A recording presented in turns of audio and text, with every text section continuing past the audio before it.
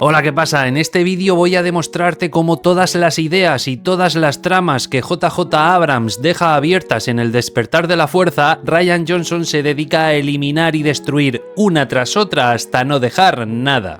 Voy a enseñarte punto por punto y personaje por personaje cómo Los Últimos Jedi, la continuación del Despertar de la Fuerza, se dedica de forma total y absolutamente consciente a destrozarla. Pequeñas ideas, personajes, tramas y futuras líneas argumentales que Rian Johnson recoge en Los Últimos Jedi y se dedica a manipularlas, deformarlas y borrarlas una por una. ¿Preparado? Pues vamos a ello. Inténtalo, pero no puedes negar la verdad. Solo para que conste en acta y evitaros un comentario llorando, en este vídeo no voy a defender El Despertar de la Fuerza. Vale, que sí, que es un remake del episodio 4 y que en esencia es lo mismo, que sí, que este discurso lo hemos escuchado infinidad de veces, pero quizá lo que no sabes es que en Hollywood la falta de ideas lleva a la pereza a la desidia y la desidia a los remakes encubiertos. De hecho, fue el mismo Robert Zemeckis el que una vez dijo que el espectador no quiere ver nuevas películas, lo que quiere es ver la misma película una y otra vez. Es curioso que Regreso al Futuro 2 va de ir a Regreso al Futuro 1.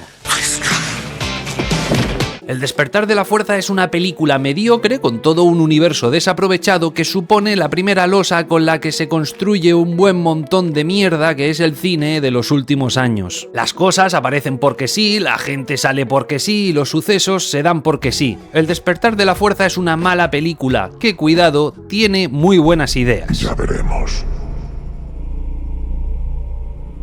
Ya veremos. Muchas de estas buenas ideas habrían dado muy buenos frutos si no hubiese sido por Rian Johnson y Los Últimos Jedi. Déjame que te cuente cómo estas pequeñas ideas y todas estas semillas que se plantan en El Despertar de la Fuerza son destruidas sistemáticamente en Los Últimos Jedi. Vamos a hablar de algunos puntos, ideas y semillas, como ya te he dicho, y también de algunos personajes para ver cómo se planteó en un futuro y cómo Rian Johnson se lo carga por completo.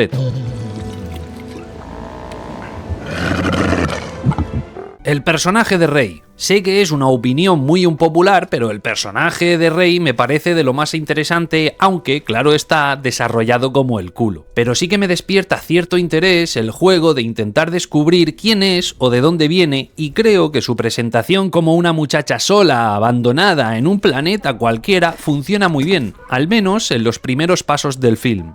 No pasan ni 20 minutos de película y ya tenemos un esbozo bastante claro de alguien con mucho futuro en una trilogía. Es trabajadora, ha estado a solas mucho tiempo, demuestra ser buena persona rescatando a BB-8 e incluso negándose a venderlo a cambio de comida que le habría durado años. Y además nos da unas pinceladas de algo que podría haber funcionado muy bien en una continuación con sentido. Yo sé mucho de esperar. A mi familia. Volverá. Algún día. Su familia volverá algún día. Aquí hay un recurso de anticipación en el guión que funciona de puta madre como gancho. Está esperando a su familia y tú te preguntas, ¿quién es su familia? ¿Realmente volverá? ¿Qué ha pasado todo este tiempo? ¿Por qué se fueron? ¿Dónde están ahora? El señuelo aquí es brutal porque el personaje interesa desde el primer momento. Pero no, en vez de jugar con esto, de seguir manteniendo el misterio e incluso de usar cualquiera de las teorías que inundaban internet en aquella época, la explicación que da Rian Johnson en Los Últimos Jedi es que no es nadie, directamente no importa. Rey es una don nadie, le da igual quién sea y no va a explicar nada. Dilo. No era nadie. Rian Johnson se ríe en la cara de los espectadores diciéndoles que el mejor recurso narrativo que tenía la primera entrega se la suda y su decisión es decir que Rey es igual a nada. Primer personaje tirado a la basura. Ya era tarde. Vale, que sí, que Rey es una Mary Sue muy chetada, que hace muchas cosas porque sí y eso no queda bien. Pero no quiero ir por aquí, este discurso lo hemos escuchado muchas veces. Intenta abrir un poco la mente. Un personaje tan perfecto no suele funcionar bien en el cine y al final es contraproducente que tu protagonista lo haga todo a la perfección. Pero igualmente sigue dándole peso al gancho que representa Rey, es decir, el recurso de anticipación que se va cocinando poco a poco. Si Los Últimos Jedi no existiese y si Rian Johnson no hubiese hecho el ridículo, una continuación en condiciones habría podido servir muy bien para explicarnos por qué Rey hace tantas cosas y todas tan bien. Quizá un origen más claro o una ascendencia más evidente, como por ejemplo ser la hija del mismísimo Luke, le habría dado significado al hecho de que pilote tan bien el halcón, o use tan bien la espada, o controle tan bien la fuerza. Lo que te quiero decir es que da igual que Rey esté tan chetada en la primera película, era en una segunda película hecha con un mínimo de inteligencia donde se le tenía que dar significado a todo esto. Rey no es mal personaje, es un personaje a medias que en Los Últimos Jedi es tirado por completo a la basura. Antes de pasar a otro personaje vamos a comentar un concepto muy curioso que es el de la espada láser. Traer de vuelta la espada de Luke como objeto perdido que sirve para activar un personaje tan importante como el mismísimo Luke es genial. Anticipa de nuevo un misterio que con esta excusa barata da pie a futuras ideas que pueden desarrollarse en buenas secuelas.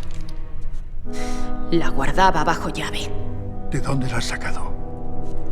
Buena pregunta. Para otro momento. Vale, sí, aquí no dice nada, pero de nuevo planta una semilla. ¿De dónde viene el láser? ¿Cómo ha llegado hasta aquí? Aquí también había buen material, pero ¿qué hace el ignorante de Rian Johnson? Pues esto.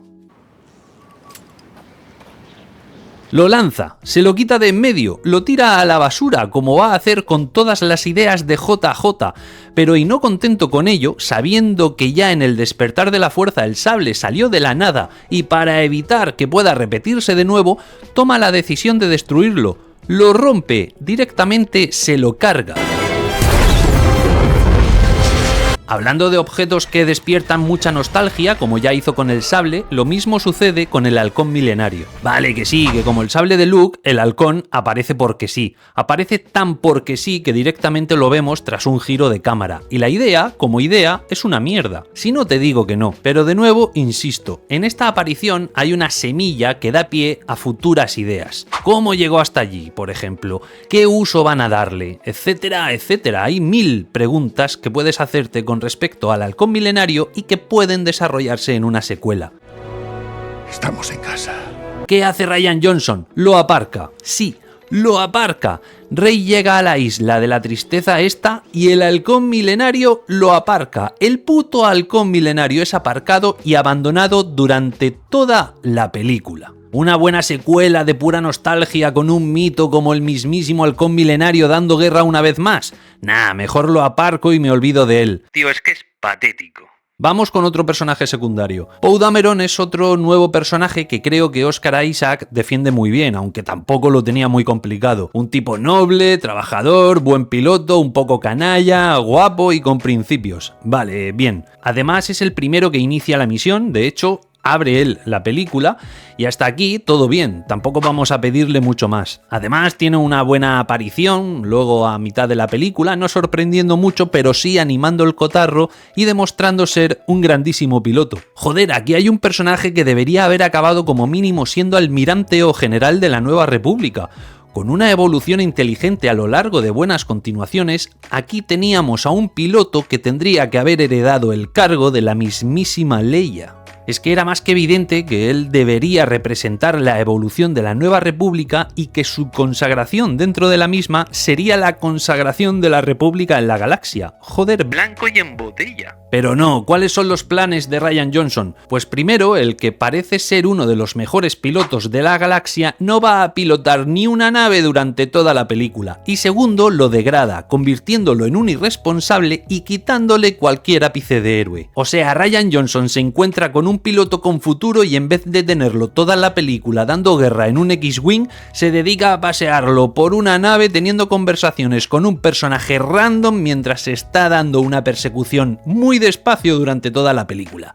Bravo, genio. Vamos con Finn. Finn, sobre el papel, es un personaje que me gusta un poquito y además rompe con muchas cosas que hasta ese momento eran impensables en Star Wars, para bien o para mal. Y sí, vale, es un personaje de mierda, si estamos de acuerdo en todo. El actor, la verdad, no ayuda nada porque se pasa media película jadeando y la otra media sobreactuando. Pero como digo, sobre el papel tiene su punto. Un soldado imperial que decide dejarlo todo y escapar, joder, dame una película sobre eso. Y además, nada de bienquedismos ni conveniencias de guión. Finn salva a Poe por simple y puro egoísmo. ¿Por qué estás ayudándome? Porque es lo que tengo que hacer. ¿Quieres un piloto? Quiero un piloto. Es más, incluso llega un momento en el que decide irse y abandonar por completo. Lo siento. O podemos encontrar pequeños detalles como este. Y me criaron para una sola cosa. Pero en mi primera batalla tomé una decisión. No quería matar para ellos. Aquí hay un punto de partida brutal para tratar a un personaje que ha traicionado a la Nueva Orden y que tiene mucho que aportar a los rebeldes. De hecho, sus valores militares y su entrenamiento podrían haber dado pie a un personaje importantísimo dentro de la propia Resistencia. Pero claro, para eso tendrías que haber desarrollado una continuación inteligente. ¿Y qué hace Rian Johnson en su continuación? Pues convertirlo en algo menos que un payaso sin gracia. Incapaz de saber qué tiene entre manos y cómo darle forma, el inepto de Johnson convierte a un soldado imperial traidor con información útil y motivaciones claras en un puto alivio cómico que da vergüenza ajena. Y como por sí solo no se sustenta, lo acompaña otro personaje perezoso y vacío. Finn, sobre el papel, me reitero, es una mina de oro que podría haber evolucionado como el que más. Pero eso, y a las pruebas me remito, a Johnson no le interesa. Sigamos con Kylo Ren. Kylo Ren es de lejos el personaje más interesante y creo, además, que con el tiempo ha ganado mucho y que ahora, en retrospectiva y siendo conscientes del gran montón de basura que son las secuelas, Kylo Ren es lo único que se salva de las 3 películas. Habrá quien piense que solo es un niñato y una copia barata de Darth Vader, pero es que ese es precisamente el punto más interesante del personaje. Kylo, es decir, Ben, es un joven inseguro que aspira a ser el nuevo Vader y no sabe cómo hacerlo. De hecho, y no lo dudo ni un momento al decirlo, Ben Solo es el verdadero protagonista de la historia. El estudio psicológico del personaje es muy potente. Es hijo de Leia y Solo, una pareja bastante disfuncional abocada al fracaso desde el minuto 1. Su madre es una ocupada líder de la Resistencia y su padre un golfo sinvergüenza. Es portador de la fuerza, su tío es el mismísimo Luke y por supuesto su abuelo fue Darth Vader. El cóctel está servido.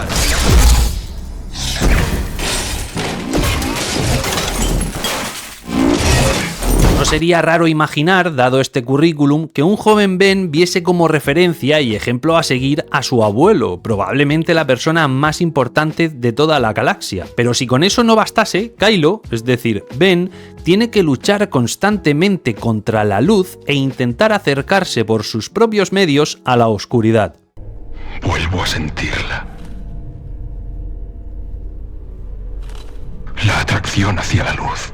Es muy potente que, al contrario de lo que estábamos acostumbrados en la saga, un personaje luche contra el lado luminoso para acercarse al lado oscuro. Necesita ser malo para castigar a su entorno, necesita ser el villano para ir contra sus padres. Kylo es un psicópata narcisista y antisocial que hará todo lo posible por parecerse a la única figura a la que aspira a ser. Y yo acabaré lo que tú empezaste.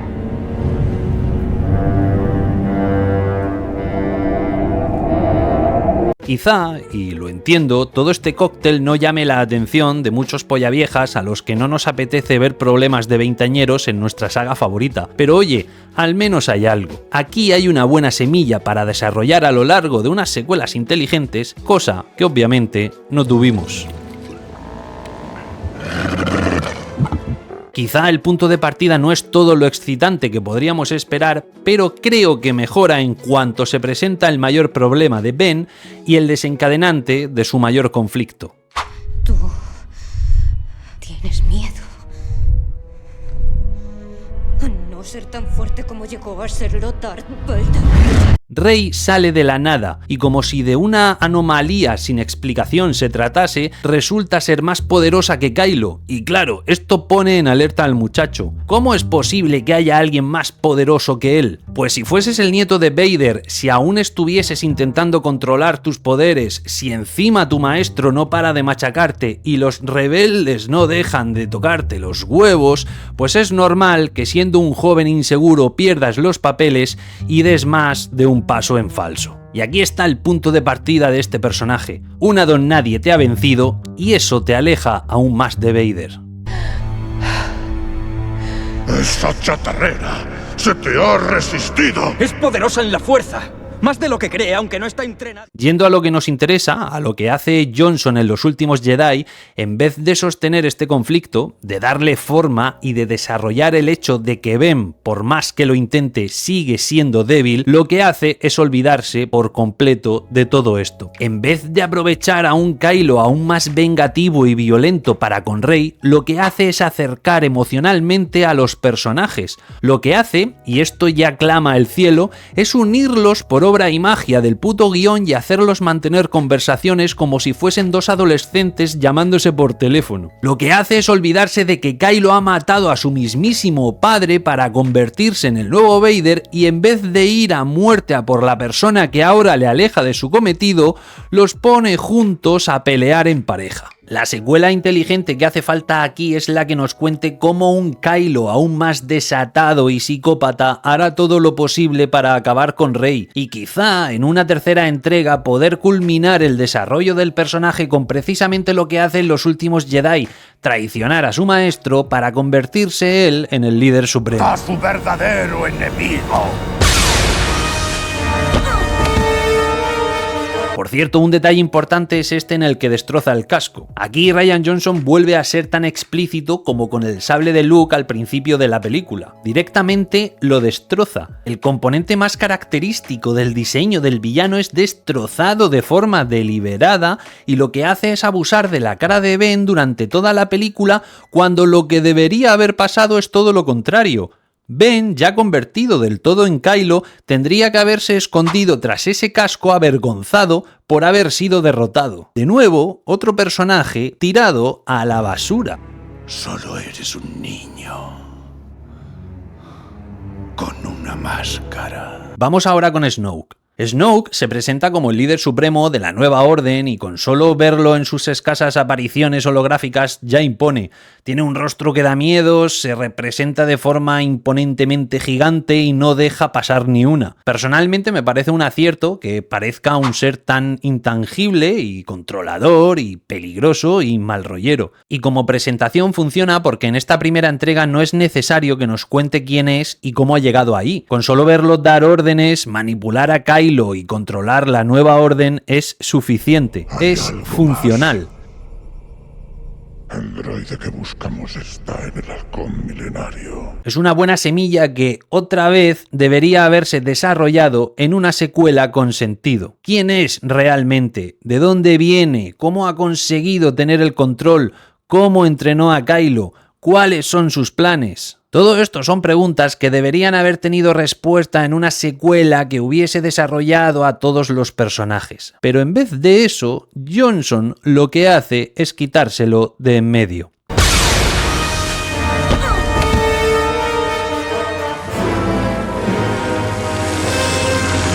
Los Últimos Jedi sigue su modus operandi y se dedica a eliminar persona tras persona sin interesarse lo más mínimo por una explicación. Snoke muere de la forma más ridícula posible sin importar ninguna respuesta. Y ojo, podría haber muerto perfectamente quizá al final de la misma. No digo que no, eso habría sido un buen giro de guión o un buen punto de giro en la saga que diese pie a una tercera entrega en la que Kylo toma el mando. Pero al menos, como mínimo, debería haberse desarrollado un poco para dar respuesta a ciertas preguntas que marcan el ritmo de la primera entrega. Otra vez, y ya van 5, otro personaje tirado a la basura. La ineptitud de Johnson para desarrollar lo que tiene entre manos es acojonante y su simplismo, su triste ejecución y su forma vacía destruye punto por punto cualquier idea, buena o mala, que pudo tener JJ. Vamos a terminar con Leia para mostrar cómo de nuevo tira a otro personaje a la basura. Para no repetirme, y como ya os habréis dado cuenta, este personaje comienza su camino en el despertar de la fuerza de forma bastante funcional,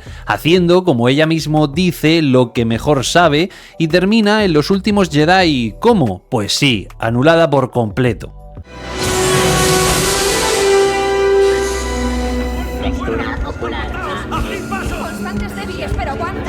Lo de Mary Poppins ni voy a comentarlo, pero para ilustrar mi teoría solo tienes que esperar un poco para ver cómo al personaje no se le da ningún uso. ¿Una Leia dolida por la muerte de Solo? ¿O una Leia ahora más combativa con la Primera Orden? ¿O quizá una Leia anulada por la tristeza? ¿Una Leia buscando a su hijo? ¿O una Leia liderando a la resistencia con más mano dura que nunca? Nah, mejor una Leia durmiendo.